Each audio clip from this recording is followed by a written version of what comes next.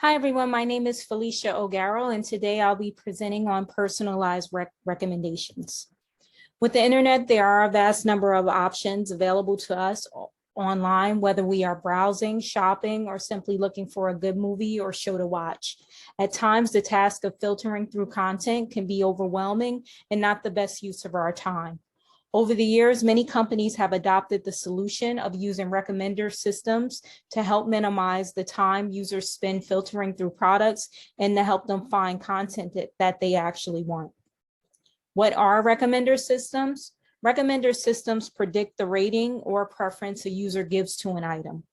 There are two types of recommender systems: collaborative filtering, which uses similarities between users and items simultaneously to provide recommendations.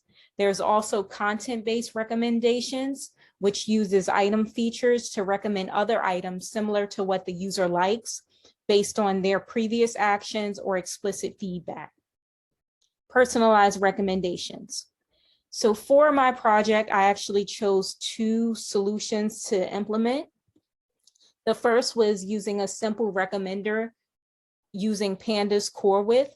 Pandas data frame object includes a method core width that can be used to compute pairwise correlations. So based off of a selected title, you can receive different correlations with other items that are actually in a data set. And from there, they'll be ranked anywhere from 0 to 1. The closer to 1 those items are, the more similar they are to the item that was actually selected. The next solution that I implemented was TensorFlow Recommender, which is pretty much a library for building recommender system models. It offers a full workflow, including data preparation, model formulation, training, evaluation, and deployment. And it's open source and available on GitHub. So from here, what I did was pretty much create a model, and then just based off of a selected user, a list of recommendations were actually generated for me. As far as the movie set that I used the Movie Lens data set, 100K rating, which contains 100K ratings from 943 users on 1,682 movies. As you can see, this is how some of the data look. This is actually like how the object for the ratings data would actually look.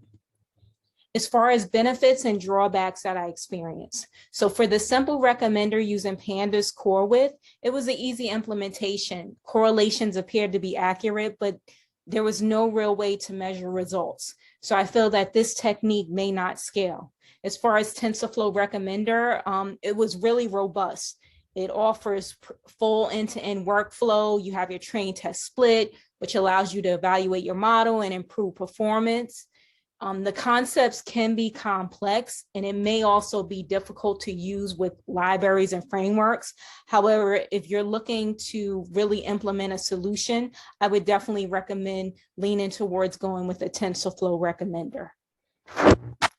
And now I'm actually going to show you guys like a quick demo of what I actually did for my project. So this is the demo. From here, what I have is different data sets. So from that Movie Lens data set, if you look at on the side panel of my collab, you'll see that there's a movies.csv as well as a movies.ratings.csv. I actually added these items so that I could actually import them into the notebook via collab. I'm gonna expand this.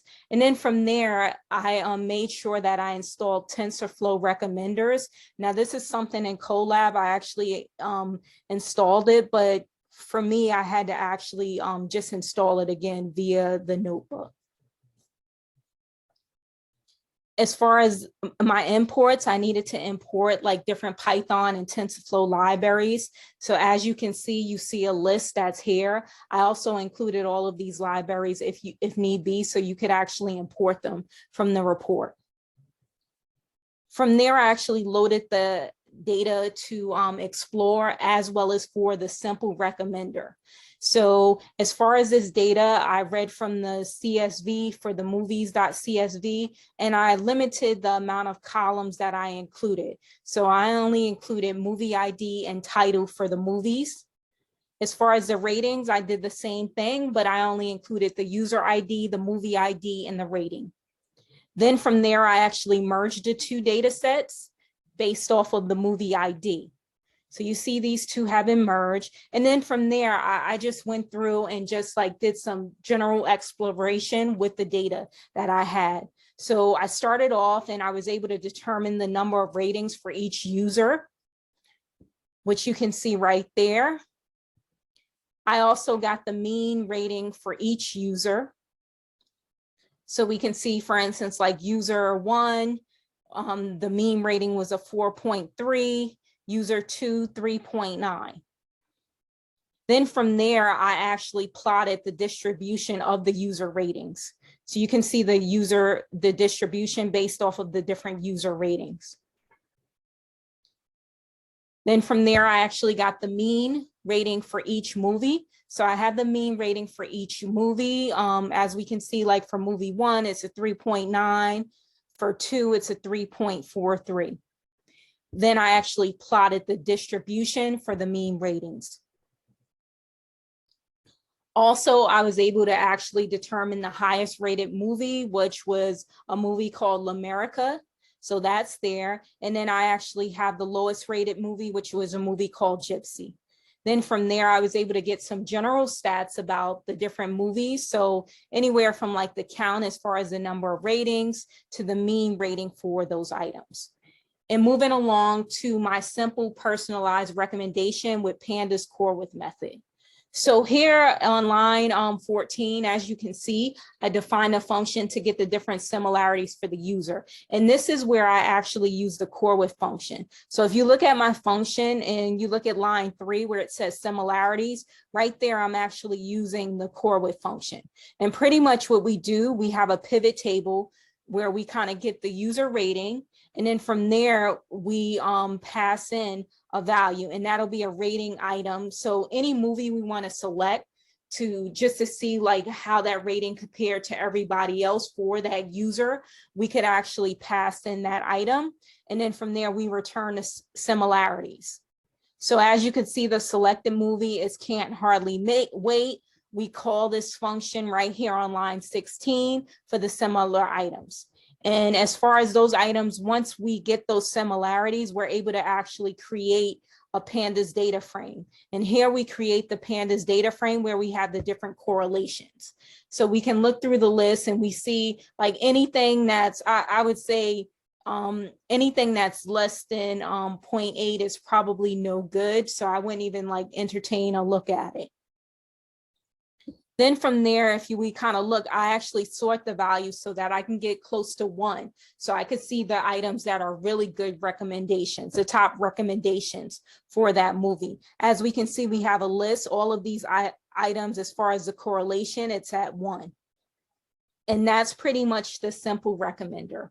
As far as the personalized recommendation with TensorFlow, it was a lot more involved, but it's actually good as far as the predictions. And then from there, we actually have a model that's been created.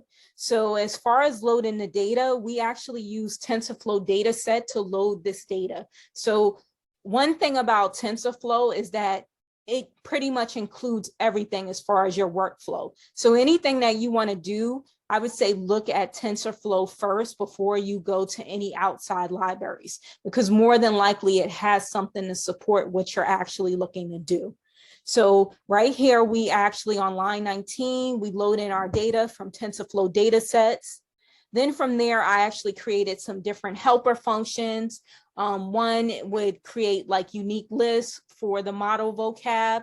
And then 2, we actually create like a flexible model representation for our users as well as like our movies.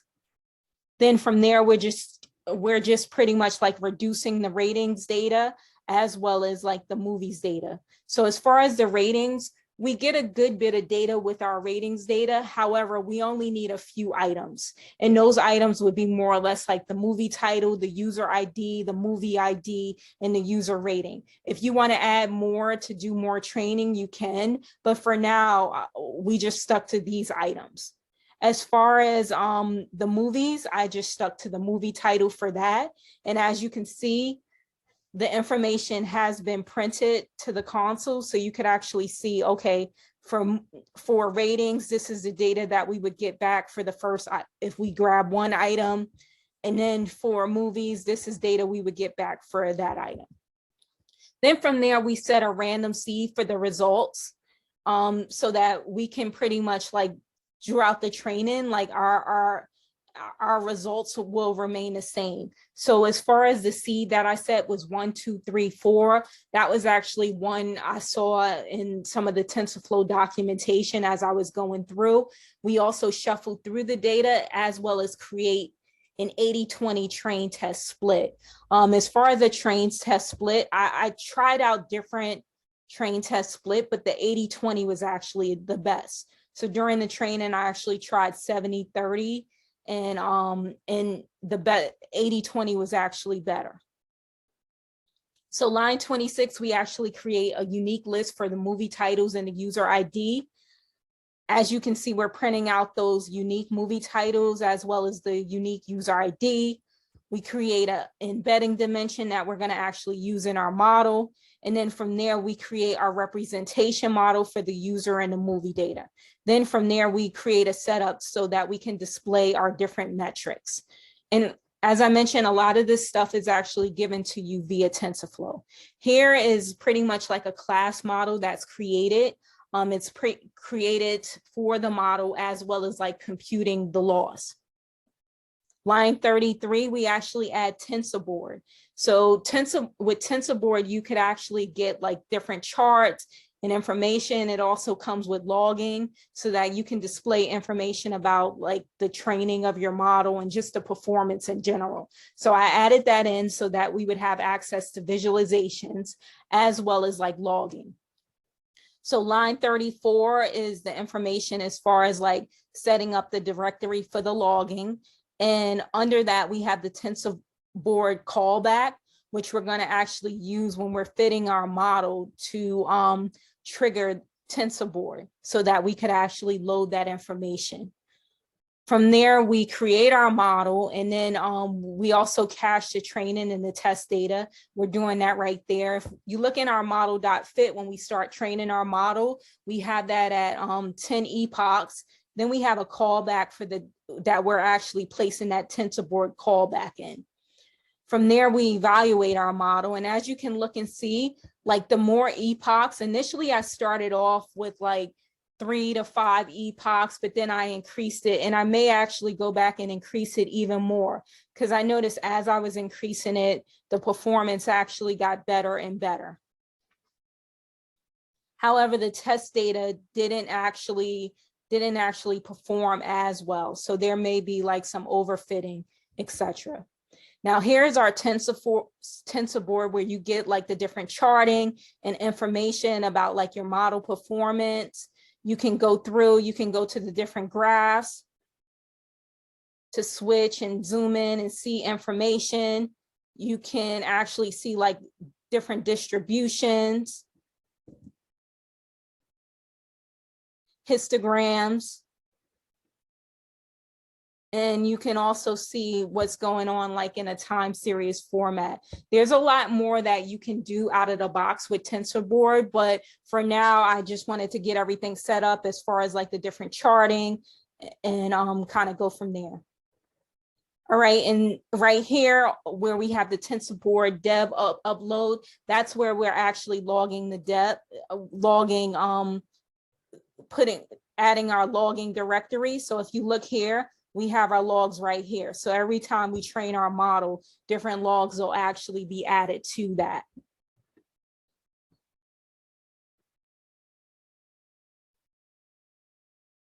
Then from there, we pretty much creating a model that takes in raw query, and we recommend movies out of the entire movie data set.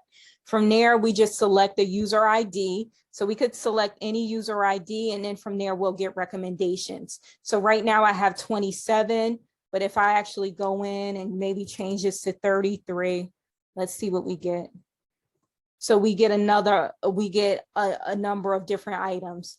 So we could keep changing this for different users, and we would get our recommendations.